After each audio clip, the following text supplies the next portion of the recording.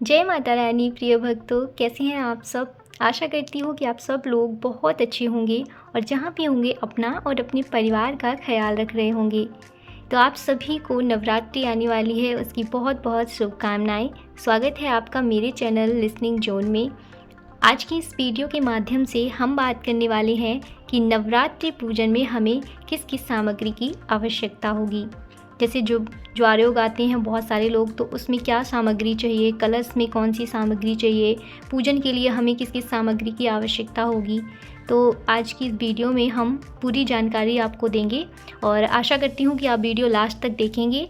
तो चलिए शुरू करते हैं कि नवरात्रि पूजन की हमने ये सामग्री लिस्ट जो बनाई हुई है, आप देख सकते हो हमने कैटेगरी वाइज इसको डिवाइड करके रखा हुआ है। तो चलिए शुरू करते हैं। सबसे पहले आपको क्या करना है, एक चौकी लेनी है, पटा जिसको बोलते हैं, बहुत सारे लोग उसको पटरा भी बोलते हैं, जो लकड़ी का बना हुआ होता है। मार्केट में आपको कहीं से भी मिल जाएगा, लकड़ी की जो दुकानें होती हैं आप वहाँ से ले लीजिए। तो आपको क्या करना है, अगर आप सिर्फ माता रानी की स्थापना कर रहे हैं तो आपको एक चौकी की आवश्यकता होगी, तो आप एक चौकी ही रखिए, एक पटा रखिए। बट अगर आप साथ में कलश की स्थापना कर रहे हैं या फिर ज्वारे उगा रहे हैं तो फिर आपको दो या तीन चौकी की आवश्यकता होगी। आप लाइन से लगा लीजिए और उसके बाद ही आप स्थापना करिए। नेक्स्ट आपको ज़रूरत होती है कि लाल वस्त्र। माता रानी को लाल वस्त्र बहुत प्रिय है। अगर आप पीला वस्त्र ले रहे हैं तो भी ठीक है, लेकिन लाल वस्त्र उनको ज़्यादा प्रिय है। अगर आपको लाल मिल जाता है तो बहुत ही अच्छी बात है। आप लाल रंग का वस्त्र लीजिए और वो सूती होना चाहिए, सूती ज़्यादा सही रहता है पूजन में। और 1.25 मीटर का ले लीजिए आप, उससे काम हो जाएगा। उसके बाद आप माता रानी की फ़ोटो रखिए, फ़ोटो या मूर्ति जो भी आपके पास है, आपके घर में, आपके पूजा स्थल में, आप वो ले लीजिए। साथ ही आपको गणेश जी की फ़ोटो या मूर्ति लेनी है। अगर आपके पास गणेश जी की प्रतिमा नहीं है तो आप सुपारी से भी उनका स्वरूप बना के उनको स्थापित कर सकती हैं। गणेश जी बहुत ज़रूरी हैं। अगर आप लोग अपने घर पे कोई भी पूजन करते हैं, किसी भी प्रकार की आप पूजा पाठ कर रहे हैं, तो आप गणेश जी की स्थापना ज़रूर करिए, साथ में उनको ज़रूर बिठाइए, क्योंकि गणेश जी हमारे जो हैं वो प्रथम पूज्य माने जाते हैं। और अगर हम गणेश जी की साथ में पूजा नहीं करते हैं तो जो भी हम पूजा कर रहे हैं, जो भी हम व्रत रख रहे हैं, वो हमारा सफल नहीं जाता है। ऐसा बोलते हैं कि हमें उसका पूर्ण फल नहीं मिलता है। तो आप गणेश जी की स्थापना ज़रूर करिए। साथ में उसके बाद आप नवग्रह यंत्र की भी स्थापना कर सकती हैं। नवग्रह यंत्र में ये जो होता है वो धातु का बना हुआ होता है, तो आप वो भी ले लीजिए और उसकी भी साथ में स्थापना करिए। अगर आपके पास धातु का बना हुआ नवग्रह यंत्र नहीं है तो आप क्या करें कि चावल, 9 जगह चावल को आप कर लीजिए और उस पर 9 सुपारी ले लीजिए, अलग अलग सब पर एक एक सुपारी रख के, तब भी आप इसकी स्थापना कर सकती हैं।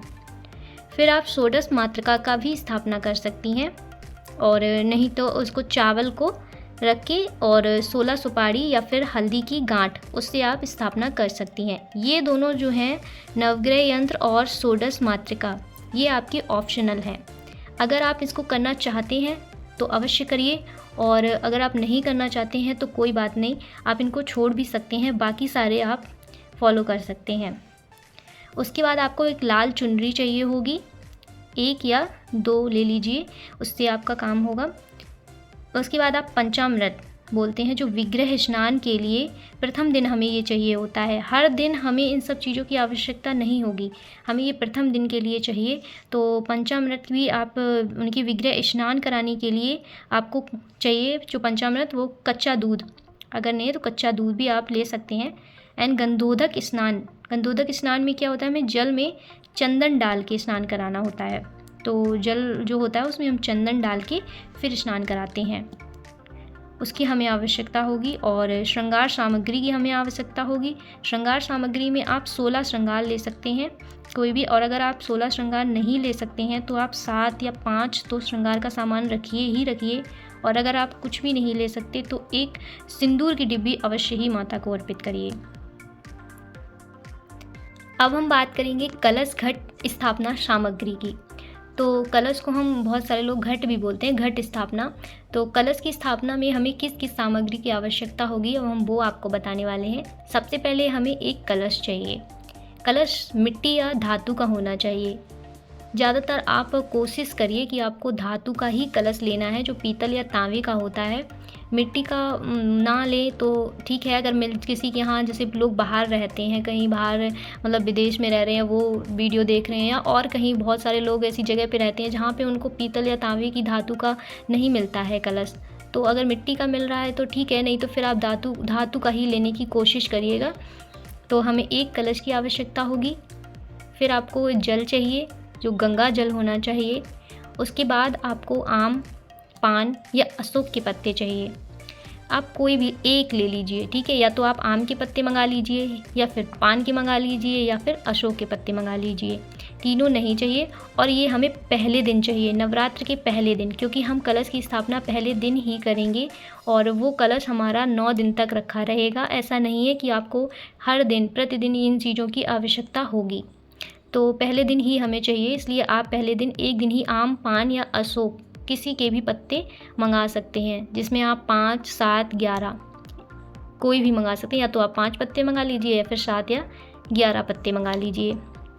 उसके बाद हमें क्या चाहिए कि एक लौंग चाहिए, एक इलायची चाहिए, एक सिक्का चाहिए 1 रुपए का, और एक सुपारी, एक हल्दी की गांठ, थोड़े से अक्षत और पुष्प। ये चीज़ें हमें कलश में डालने के लिए चाहिए। कलश में जो हम जल भर के रखेंगे, उस जल में हमें इन सामग्रियों को डालना है। उस जल के अंदर लौंग डालनी है, इलायची, सिक्का, सुपारी, हल्दी की गांठ, अक्षत और पुष्प, इन सबको हमें डालना है। उसके बाद हमें चाहिए नारियल, एक नारियल जटा वाला चाहिए, पानी वाला आप छिला हुआ मत लीजिए, क्योंकि जो हम कलश के ऊपर नारियल रखते हैं वो जटा वाला ही होना चाहिए। उसके बाद हमें एक पूर्ण पात्र चाहिए। जैसे पूर्ण पात्र क्या होता है, जो एक प्लेट होती है ना, उस पर रखते हैं हम चावल रखकर, तो वो हमें एक पूर्ण पात्र की आवश्यकता होगी, वो आप रख लीजिए। और हमें अक्षत चाहिए। देखिए, नवरात्र की जो पूजा होती है, तो नवरात्र की पूजा में हमें अक्षत बहुत आवश्यकता होती है। अक्षत की हर पूजन में, हर सामग्री में हमें अक्षत की आवश्यकता होती ही है। इसीलिए आप आधा किलो या 1 किलो अक्षत मंगा के रख लीजिए। और अक्षत का मतलब ही होता है कि वो टूटे हुए ना हो, खंडित ना हो। तो आप देखिए, और अच्छे वाले, आप जो टूटे ना हो वो अक्षत मंगाइए। अब बात करेंगे हम ज्वारे उगाने की सामग्री। हमें, अगर बहुत सारे लोग ज्वारे भी उगाते हैं अपने कलश स्थापना के साथ साथ में, वो ज्वारे भी रखते हैं अपने घर में। तो ज्वारे उगाने के लिए आपको किस किस सामग्री की आवश्यकता होगी? सबसे पहले तो आपको जौ चाहिए 100 ग्राम। अगर बहुत सारे लोग गेहूँ भी रखते हैं, जौ नहीं रखते तो गेहूँ डालते हैं, और बहुत सारे लोग सप्त धान भी रखते हैं। सप्त धान क्या होता है कि 7 धान को मिला के वो बनाया जाता है, तो उसको बोलते हैं सप्त धान। तो वो 1-2 दिन भिगो दें, तब उसका यूज़ किया जाता है। वैसे जौ ही यूज़ होती है, तो जौ आप 100 ग्राम ले लीजिए। उसके बाद हमें एक पात्र चाहिए जिसमें हम ज्वारे उगाएंगे, तो वो मिट्टी का हो या धातु का हो, ठीक है। उसके बाद हमें शुद्ध स्वच्छ मिट्टी चाहिए। कोई भी गंदी जगह से आप मिट्टी मत मंगाइए, जहाँ पे कूड़ा वगैरह फेंका जाता हो, या फिर कोई साफ़ जगह से, आप जैसे पार्क की हो, ठीक है, पार्क वगैरह से आप मिट्टी मंगवाइए, जहाँ शुद्ध मिट्टी हो, जहाँ कुछ गंदा वगैरह ना। तो चलिए अब बात कर लेते हैं हम अखंड ज्योत के सामान की। अखंड ज्योत हर किसी को जलानी चाहिए। माता रानी के नवरात्र के दिनों में अखंड ज्योत का बहुत महत्व होता है, बहुत शुभ मानी जाती है अखंड ज्योत जलाना। तो आप लोग भी अपने अपने घर में अखंड ज्योत ज़रूर जलाएं। अब इसमें क्या सामान की आवश्यकता होती है वो हम देख लेते हैं। सबसे पहले हमें क्या चाहिए, एक बड़ा दीपक चाहिए अखंड ज्योत जलाने के लिए, और वो दीपक धातु का होना चाहिए। अगर धातु का नहीं है तो मिट्टी का सही, लेकिन मिट्टी का वही लोग लीजिए जिनको धातु का मिल ना रहा हो। वैसे तो सबके घरों में धातु का होता ही है, बट जो अखंड ज्योत जलती है वो दीपक बड़ा होता है, तो आप वो वाला दीपक ले लीजिए। उसके बाद हमें एक बड़ी लंबी बाती चाहिए जो हम रुई से बनाते हैं, और अगर आप रुई से नहीं बनाते हैं या रुई की नहीं है तो आप लाल कलावा से भी बाती बना सकते हैं, और उसको आप अखंड ज्योत में लगा सकते हैं। फिर हमें देसी घी की आवश्यकता होगी। देसी घी के साथ साथ आप तिल का तेल भी यूज़ कर सकते हैं, लेकिन तिल का तेल जल्दी जल जाता है और हमें अखंड ज्योत जलानी है जो लंबे समय तक चलती है, तो आप देसी घी का यूज़ करिए। और नवरात्रि के 9 दिनों में हमें देसी घी बहुत आवश्यकता होती है, देसी घी की। तो आप एक पूरा डब्बा लेके रख लीजिए, पूरे 9 दिन तक वो काम आएगा। अष्टदल कमल के चावल ले लीजिए, वो आपको आराम से मिल जाएंगे। ज्योत केस और सीसा, मतलब जो हम दीपक जलाएंगे, जैसे बड़ा सा दीपक जो अखंड ज्योत होती है वो जलाएंगे, उस पर ऊपर हमें ज्योत केस रखना होगा। जैसे बहुत सारे लोग वो रखते हैं, या फिर कोई आप शीशा ले लीजिए, वो ऐसे करके हम लोग ढक के रखते हैं, क्योंकि पंखा वगैरह चलता है तो बुझनी नहीं चाहिए। तो चलिए अब बात कर लेते हैं हम पूजन सामग्री की, कि हमें पूजन सामग्री के लिए किन किन चीज़ों की आवश्यकता होगी। सबसे पहले हमें धूप बत्ती 1 पैकेट और दीपक। उसके बाद अक्षत, रोली, चंदन, हल्दी और कुमकुम, ये सारी चीज़ें हमें जो है पूजन सामग्री में आवश्यकता होगी। तो उसके बाद हम लेंगे जनेऊ, 3 या 4 जनेऊ ले लीजिए, क्योंकि अगर आप जो जैसे कि मैंने ये बताया है कि नवग्रह और षोडश मातृका की अगर आप स्थापना कर रहे हैं तो उसमें आपको ज़रूरत पड़ेगी। अगर नहीं कर रहे हैं तो फिर 1 जनेऊ से ही काम हो जाएगा, लेकिन अगर आप उनकी भी स्थापना कर रहे हैं तो फिर आप 3 या 4 जनेऊ ले लीजिए, या फिर आप कच्चा सूत भी ले सकते हैं। और ये सब हमें पहले दिन ही आवश्यकता होगी। ये चीज़ आप ध्यान रखिएगा कि हम जब पूजन करते हैं नवरात्र में पहले दिन, तो पहले दिन हमें इन सब चीज़ों की आवश्यकता ही होती है, हर रोज़ हमें नहीं करना होता है। उसके बाद हमें लेना है कलावा या फिर मौली 1 पैकेट। उसके बाद आपको शहद चाहिए, इत्र चाहिए और खड़ी हल्दी 16 चाहिए। 16 इसलिए क्योंकि मैंने अभी बताया आपको, नवग्रह अगर आप षोडश और नवग्रह यंत्र की स्थापना कर रहे हैं तो उसमें हल्दी गांठी की आवश्यकता होती है, क्योंकि 9 जगह तो हम वहीं पे रख देंगे 9 गांठें। तो अगर आप उनकी स्थापना कर रहे हैं तो इतनी लीजिए, वरना आप सिर्फ 5 हल्दी की गांठें ले लीजिए, उसमें आपका काम हो जाएगा, अगर आप उन 2 चीज़ों की स्थापना नहीं कर रहे हैं तो। उसके बाद हमें चाहिए लौंग 25 ग्राम। नवरात्रि पूजन में हमें 9 दिन तक लौंग की बहुत आवश्यकता होती है, क्योंकि जो लौंग होती है वो हमारी नवरात्रि में बहुत शुभ मानी जाती है। और लौंग टूटी हुई मत लीजिए, जो फूल वाली होती है ना जुड़ी हुई, वो ही लौंग आप लीजिए। तो लौंग 25 ग्राम एक बार ले लीजिए, पूरा 9 दिन आपकी नवरात्रि में काम आएगी। फिर आपको लेनी है इलायची, 11 से 15 इलायची आप ले लीजिए। कमल गट्टे चाहिए आपको, 10-11 कमल गट्टे ले लीजिए। कपूर चाहिए 50 ग्राम, आप कपूर ले लीजिए, क्योंकि हमें आरती में, हवन में, सभी में कपूर की आवश्यकता होगी।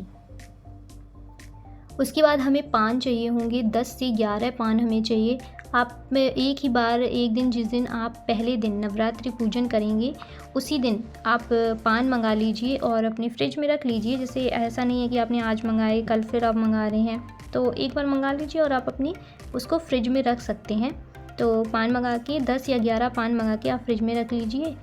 और फिर हमें आवश्यकता होगी सुपारी की, 20 से 25 सुपारी। सुपारी भी बहुत बहुत ज़रूरी मानी जाती है, बहुत शुभ मानी जाती है नवरात्रि में। फिर आप पुष्प मंगा लीजिए, कोई भी पुष्प हो, लेकिन लाल गुड़हल और लाल गुलाब की अगर आपको पुष्प मिल रहे हैं तो बहुत ही अच्छी बात है, वरना आप कोई भी पुष्प मिले आपको वो ले लीजिए। उसके बाद हमें भक्तों को दुर्वा की आवश्यकता होगी गणेश जी के पूजन के लिए, क्योंकि हमने माता रानी के साथ साथ गणेश जी की भी स्थापना की हुई है, उनको भी विराजमान किया हुआ है। तो आपको गणेश जी के लिए दुर्वा की आवश्यकता होगी, आप दुर्वा भी मंगा लीजिए। एक हमें कुशा या पात्र की ज़रूरत होगी, ठीक है, पवित्रीकरण करने के लिए उनके। अब हम बात करेंगे हवन और अग्यारी सामग्री की, क्योंकि नवरात्र है तो नवरात्र में हवन तो होना ही है, और हवन बहुत ज़्यादा शुभ माना जाता है। आपके घर में जो भी निगेटिव एनर्जीज़ हैं वो सब निकल जाती हैं हवन करने से, पॉजिटिविटी आती है घर में। तो आप हवन अवश्य ही करिएगा 9 दिन तक। अगर लगातार हवन कर सकते हैं तो बहुत ही अच्छी बात है, नहीं तो आप पहले दिन और आखिरी दिन तो अवश्य ही करिएगा। हवन करने के लिए हमें जो आवश्यकता होगी वो चाहिए, हमें सबसे पहले एक पात्र की आवश्यकता होगी जिसमें हम हवन करेंगे। अगर वो आपके पास मिट्टी का है या धातु का है, जो भी है आप उसका यूज़ कर सकते हैं पात्र का हवन करने के लिए। फिर हमें गाय के गोबर के उपले चाहिए, जिनको हम लोग कंडे भी बोलते हैं। नहीं तो फिर अगर आपके पास ये नहीं है पहले तो आपको मिल ही जाएंगे, जो आसपास के गांव होंगे वहाँ से मिल जाएंगे, नहीं तो जो लोग शहरों में रहते हैं और वहाँ नहीं मिल रहे हैं तो ऑनलाइन भी मिल जाते हैं। आजकल हर चीज़ अवेलेबल है, तो आप ऑनलाइन भी ले सकते हैं, उपले ऑनलाइन मिल जाएंगे। अगर नहीं है तो कोई बात नहीं, आप आम की लकड़ी भी ले सकते हैं, उससे भी आप हवन कर सकते हैं। अगर आप डेली करेंगे हवन, मैंने जैसा बताया, तो बहुत अच्छी बात है, नहीं तो फिर अष्टमी और नवमी को तो आप हवन अवश्य ही करिएगा। फिर उसके बाद आप हवन सामग्री ले लीजिए 100 ग्राम। हवन सामग्री आपको आराम से मिल जाएगी कि वो खुद आपको पूरा हवन सामग्री बना के देंगे जो भी है, तो 100 ग्राम आप हवन सामग्री ले लीजिए। उसके बाद हमें आवश्यकता होगी घी की। हवन में हमें घी चाहिए। फिर हमें पूर्ण आहुति चाहिए। पूर्ण आहुति के लिए हमें क्या चाहिए, जायफल या सुपारी।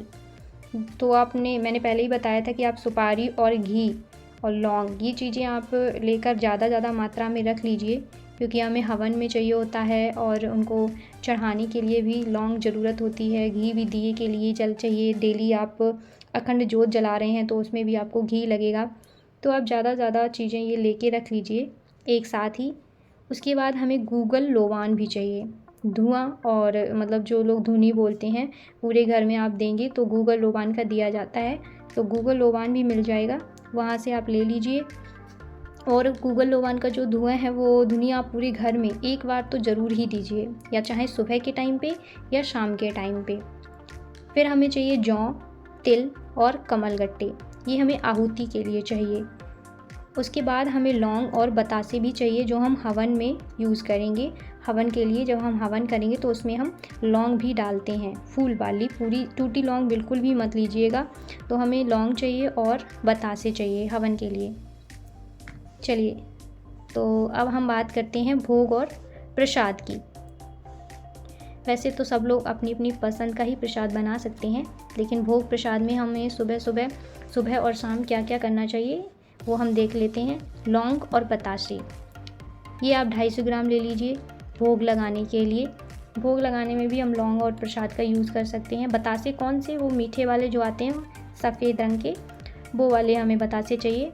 उसके बाद पंचमेवा आप भोग में लगा सकते हैं। 100 ग्राम पंचमेवा ले लीजिए, आप वो भी भोग में लगा सकते हैं। मिश्री या फिर आप मिठाई का भी भोग लगा सकते हैं। मिश्री ले लीजिए और मिठाई के साथ आप वो भी भोग लगा सकते हैं। नवरात्र के हर दिन के अनुसार आप विशेष भोग बना के तैयार कर सकते हैं, जैसे कि शैलपुत्री मैया के लिए आप अलग भोग बना सकते हैं। दूसरे दिन ब्रह्मचारिणी मैया हैं तो उनके लिए अलग भोग बना के तैयार कर सकते हैं। ये आप अपनी प्रेम के अनुसार जो भी करना चाहें वो कर सकते हैं, वो आपके भाव हैं माता रानी के प्रति। उसके बाद हमें मौसमी फल चाहिए। अनार मिल जाए तो अनार विशेष रूप से आपको नवरात्र में बहुत ज़्यादा अच्छा माना जाता है भोग प्रसाद के लिए। तो अगर आपको अनार मिल रहा है तो ठीक है, नहीं तो जो भी मौसमी फल है आप वो लीजिए, फल अवश्य चढ़ाइएगा। उसके बाद हमें तांबूल क्या होता है, तांबूल में पान, लौंग, इलायची, सुपारी और बतासा, ये हमें मिला के, जैसे पान पे हम रखते हैं, ठीक है, इसको हम इसमें भोग समझ के उनको समर्पित करते हैं। तो उसमें हम लौंग, इलायची, सुपारी और बतासा, वरना आप क्या कर सकते हैं कि एक मीठा पान, प्रतिदिन आप एक मीठा पान बनवा के वो भी आप माता रानी को समर्पित कर सकते हैं। अब बात करेंगे हम जाप या पाठ की। तो नवरात्र चल रही हैं, नवरात्र में आपको क्या करना है कि नवरात्र में आपको पाठ जरूर करनी है, मंत्रों का जाप करना है, जिससे हमारी जो भी अगर हम कोई मनोकामना मानते हैं तो वो हमारी अवश्य ही पूरी होती है। तो आपको किस का पाठ करना है, श्री दुर्गा सप्तशती, ये बहुत ही अच्छा पाठ माना जाता है और इसके फल बहुत अच्छे होते हैं। अगर आप इसका पाठ करती हैं तो आपकी जो भी मनोकामना होती है वो माता रानी अवश्य ही पूर्ण करती हैं। तो श्री दुर्गा सप्तशती का आप पाठ करिए। उसके बाद आप नवरात्र कथा पुस्तक ले सकती हैं, वो पढ़ सकती हैं। नहीं तो नव दुर्गा 9 स्वरूप कथा पुस्तक आती है एक, वो भी आप लेके पढ़ सकती हैं। दुर्गा चालीसा पढ़ सकती हैं, प्रतिदिन आप दुर्गा चालीसा करिए, वो पढ़ सकती हैं। नहीं तो अन्य कोई भी धार्मिक पुस्तक आप ले लीजिए, उसका भी पाठ आप कर सकती हैं। मंत्रों का जाप करिए और इन पाठ के साथ और जो भी मैंने आपको ये सामग्रियाँ बताई हुई हैं, आप वो सामग्री यूज़ करिए और बस माता रानी को प्रसन्न करिए। आशा करती हूँ कि आपको ये वीडियो बहुत अच्छी लगी होगी और अगर आपको इससे रिलेटेड कोई भी वीडियो चाहिए तो आप कमेंट बॉक्स में कमेंट कर सकते हैं और एक बार कमेंट में माता रानी जय माता दी अवश्य ही लिखिएगा। मैं मिलती हूँ आपसे नेक्स्ट वीडियो में, तब तक के लिए जय माता दी।